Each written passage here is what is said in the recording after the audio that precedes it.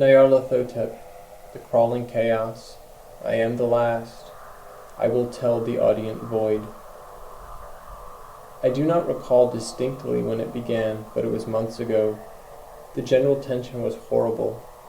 To a season of political and social upheaval was added a strange and brooding apprehension of hideous physical danger, a danger widespread and all-embracing, such a danger as may be imagined only in the most terrible phantasms of the night. I recall that the people went about with pale and worried faces, and whispered warnings and prophecies which no one dared consciously repeat or acknowledge to himself that he had heard. A sense of monstrous guilt was upon the land, and out of the abysses between the stars swept chill currents that made men shiver in dark and lonely places. There was a demoniac alteration in the sequence of the seasons.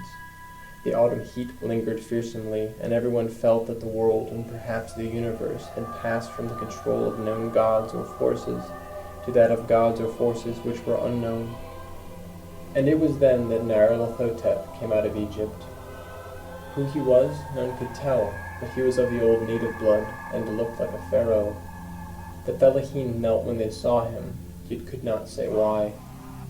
He said he had risen up out of the blackness of 27 centuries, and that he had heard messages from places not on this planet. Into the lands of civilization came Nyarlathotep, swarthy, slender, and sinister, always buying strange instruments of glass and metal, and combining them into instruments yet stranger. He spoke much of the sciences, of electricity and psychology, and gave exhibitions of power which sent his spectators away speechless, yet which swelled his fame to exceeding magnitude. Men advised one another to see Nyarlathotep, and shuddered. And where Nyarlathotep went, rest vanished, for the small hours were rent with the screams of nightmare. Never before had the screams of nightmare been such a public problem. Now the wise men almost wished they could forbid sleep in small hours, that the shrieks of cities might less horribly disturb the pale, pitying moon as it glimmered on green waters gliding under bridges, and old steeples crumbling against a sickly sky. I remember when Nyarlathotep came to my city, the great, the old, the terrible city of unnumbered crimes. My friend had told me of him, and of the impelling fascination and allurement of his revelations, and I burned with eagerness to explore his uttermost mysteries. My friend said they were horrible and impressive beyond my most fevered imaginings, and what was thrown on the screen in the darkened room prophesied things none but Nyarlathotep dared prophesy, and in the sputter of his sparks there was taken from men that which had never been taken before, yet which showed only in the eyes. And I heard it hinted abroad that those who knew Nyarlathotep looked on sights which others saw not. It was in the hot autumn that I went through the night with the restless crowds to see Nyarlathotep, through the stifling night and up the endless stairs into the choking room. And shadowed on a screen, I saw hooded forms amidst ruins, and yellow, evil faces peering from behind fallen monuments, and I saw the world battling against blackness, against the waves of destruction from ultimate space, whirling, churning, struggling around the dimming, cooling sun. Then the sparks played amazingly around the heads of the spectators, and hair stood up on end, while shadows more grotesque than I can tell came out and squatted on the heads. And when I, who was colder and more scientific than the rest, mumbled a trembling protest about imposture and static electricity, Nyarlathotep drove us all out, down the dizzy stairs into the damp, hot, deserted midnight streets. I screamed aloud that I was not afraid, that I could never be afraid, and others screamed with me for solace. We swore to one another that the city was exactly the same, and still alive. And when the electric lights began to fade, we cursed the company over and over again, and laughed at the queer faces we made.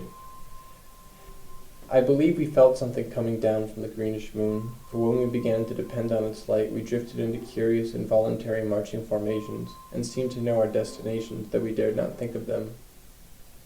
Once we looked at the pavement and found the blocks loose and displaced by grass, with scarce a line of rusted metal to show where the tramways had run. And again we saw a tram-car, lone, windowless, dilapidated, and almost on its side. When we gazed around the horizon, we could not find the third tower by the river, and noticed that the silhouette of the second tower was ragged at the top. Then we split up into narrow columns, each of which seemed drawn in a different direction. One disappeared in a narrow alley to the left, leaving only the echo of a shocking moan. Another filed down a weed-choked subway entrance, howling with a laughter that was mad. My own column was sucked toward the open country, and presently I felt a chill which was not of the hot autumn. For as we stalked out on the dark moor, we beheld around us the hellish moon glitter of evil snows, trackless, inexplicable snows, swept asunder in one direction only, where lay a gulf all the blacker for its glittering walls. The column seemed very thin indeed as it plodded dreamily into the gulf.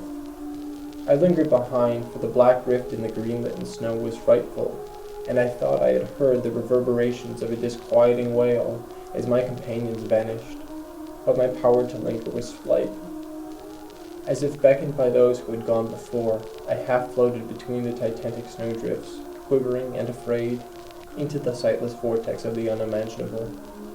Screamingly sentient, dumbly delirious, only the gods that were can tell.